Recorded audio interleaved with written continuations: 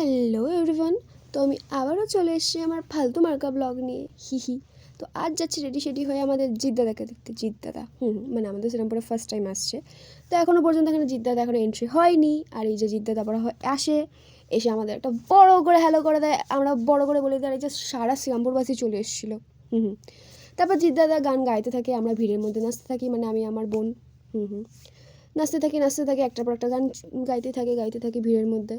তো আমরা ব্যারিকেড টপকে চলে গেছিলাম, মানে ভাবতে পারছো, মানে সিরিয়াসলি। তারপর একটা টাইম আসে যখন দিদি এখন বাড়ি যাবে, তো আমরা সবাই মিলে একটা বড় করে টাটা বলে দিই। তো এবার আমরাও বাড়ি যাচ্ছি। তো এবার বেরোনোর সময় ভিড় দেখছো, খালি ভিড়টা, উফ।